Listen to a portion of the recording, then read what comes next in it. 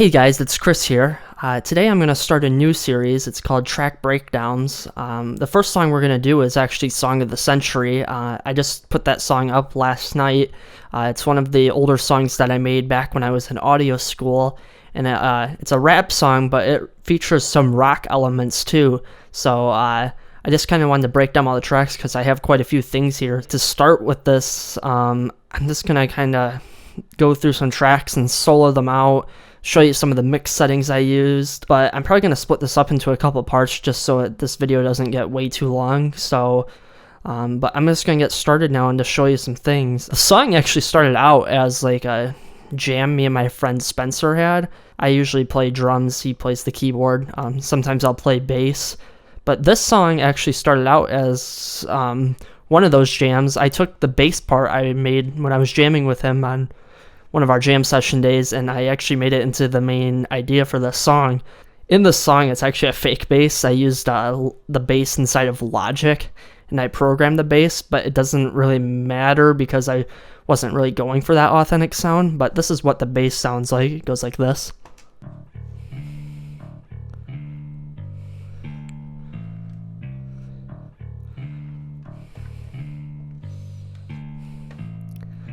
And I kind of built the song around that, actually. I had that bass part, and then I added these drums in that go like this.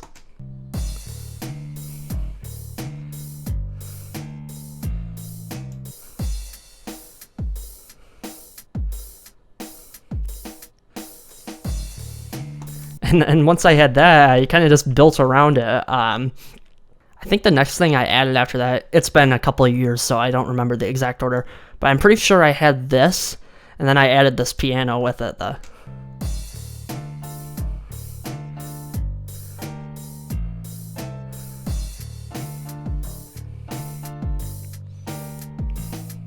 So I had those parts, and it kind of sounds like old Eminem or something. I don't even know. But once I had those, like the rest of the song kind of just fell together, really. For the project that we were making this for, we had to build some instruments inside of Logic. So I actually did a lot of these intro noises inside of Logic. I think the sculpture one was the main one I made. Let's hear this. Very ambient stuff. I actually made that instrument. I don't really have Logic anymore because I'm a PC user, so I can't really show you how I made that. But that was made inside of the sculpture tool inside of Logic.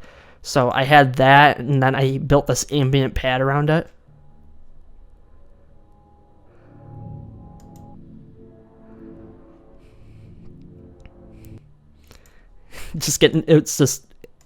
I thought it was kind of funny to have this really long ambient intro for this song that ends up just kind of being a joke later. There's this fog machine. You can't even really see where the audio waves are, where that even plays. I don't know, I just did some looking around and not really finding where I put that. I think that's like really quiet in the mix and doesn't really add much. It's kind of just a hidden thing. I know there's this glitching sound that plays during this ambient intro too.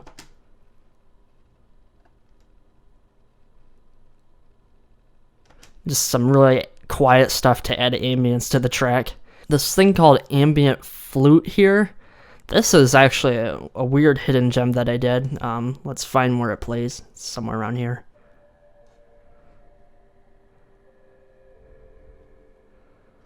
Okay, that really quiet thing is something I brought back in the pre-chorus. And it's played on the piano here in the pre-chorus, so listen.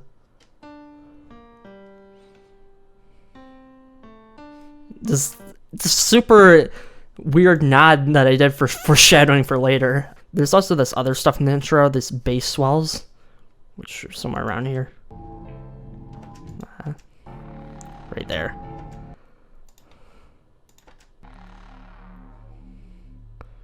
And then they come back for the drop. I think that's what the other bass swell is. Right here. Yeah, that. And then I had them both together here. Just to add some more bass to the drop area. This reverse crash just kind of leads up into the chorus and stuff. It's just a thing I use for a transition. Simple as that.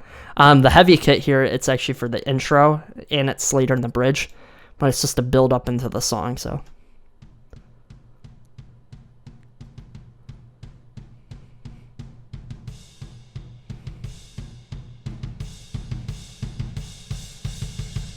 It's kind of cool when these overlap here, the fake drums and the electronic. It makes a kind of cool sound.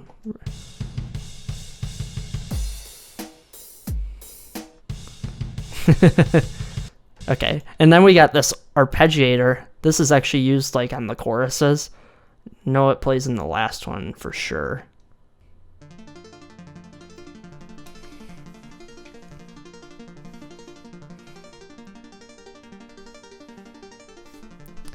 I think I was feeling some Muse inspiration there. I think I was listening to Take a Bow that day, so I kind of wanted to put that in one of my own songs and just go. So that was really fun to do. This Metallic Fireflies, this is just for the pre-chorus as an ambience noise. So if we...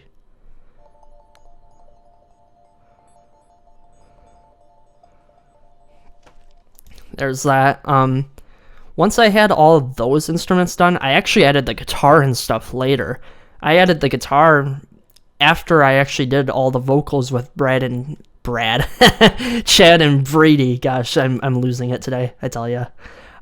So for Chad's vocals, I recorded those with him, and Brady recorded his vocals separately without us.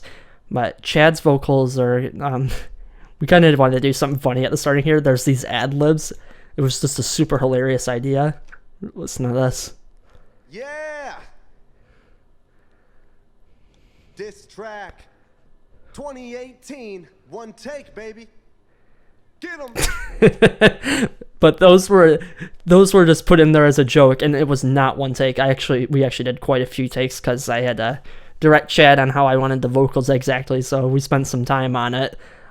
Here's his vocals right here, soloed. The Corcoran diss, I'll be running this, taking home first place just for the hell of it. So remain silent, you gon' have the whole room scoffing. You'll be winning this when I show up without coffee. Okay, and I think there's like 6 dB of compression on this. If I go back, let's see. The Corcoran diss, I'll be running this, taking home. Yeah, quite a bit of compression, but nowhere near as much compression as these doubled vocals, which are let's see.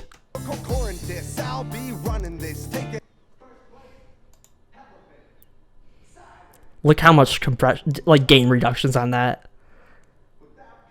And it's just a background thing, but I wanted tons of compression just to make sure those background vocals had no dynamics in the mix.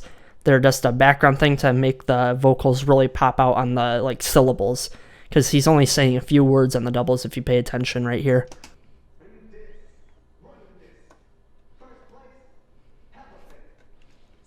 So he actually only recorded one double. His vocals are slightly, like, they're at different spots on the other tracks. See how there's a slight difference? It's so it gives the stereo effect. If they were played in the same exact spot, there would be no stereo effect. It would just make the middle sound louder. So you have to put some delay or make some different sound, like change the sound of his voice to actually make it doubled. So that's a good thing to know if you're trying to make doubles but you don't have time to record a second part. Okay, let's go to the chorus here for his voice. Let's see what's going on here.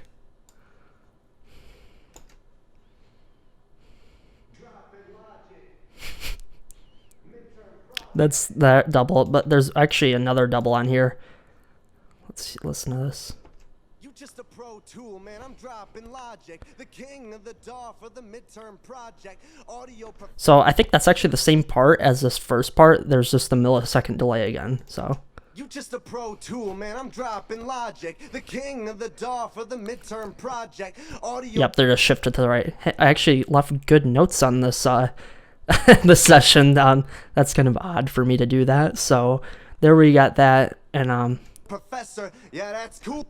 The compression, everything is all the same on that for that. Now let's listen to Brady's vocals. So he actually recorded some stuff, and I like chopped the heck out of it. he had things set in a different order, and I had to go through and like cut it up and like change it around how I wanted the phrases to go. So there was a lot of work done on his part. But let's listen to what he's got here at the starting. I didn't really do any doubling on his because he didn't give me two things to send, and his vocals were recorded more hot and stuff, so I didn't really need to do it. But here's his. What up, Chad? It's nice to see you again, man. What up? Well, me and my friends think this is the funniest part though. This right here. If one of you are watching, you should export this separately from this YouTube video and share it to Brady because it'll make him laugh. What up, Chad? He just says it in the funniest voice ever. So I chopped the heck out of that, and so this part here is actually really weird. The pre-chorus goes into 3/4, so I had to change his vocals up a little so it would fit in the 3/4 timing, and then go back into 4/4 for the chorus. So I had to split his vocals up to do that effect. And it's not the cleanest cut that I've ever done, but I actually kind of wanted it to sound a little rough just to make it sound really driving. So let's listen to this. These vocals. Yo, man, because if you were a song, you'd be a slow jam. We flow like an old man. Yo. And I had to, you can actually hear the elastic audio in Pro Tools do some like coloring of his voice because I had to like quantize it some. But actually I ended up liking that sound, so I kept that in. Like if I was doing it on a more serious track, I wouldn't want that coloring effect of the elastic audio in there. But if you listen to this, we flow like an old man. Like it makes like a robotic kind of sound, but I actually like that for this because it had an electronic type of feel in it. Let's listen to his chorus. I did double the chorus just so it sounded bigger, so it's just the millisecond delay to make it separate from his main voice to give a doubling effect. So let's hear this. Y'all know what they say about money in that fool, but y'all know what they say about money. So there's a little bit of a double. Let's actually hear the double by itself to hear how quiet it is. Y'all know what they say about money in that fool, but I'ma get paid either way. It's a rule. I'm a pro. And yo, FL Studio fucking blows, man. But I guess you gotta stick with what you know, man. Okay, so that's pretty much all that. After we had all those done, I kind of did the rest in Pro Tools. I did my guitars separately in Pro Tools because I find it easier to track guitars inside of Pro Tools instead of Logic.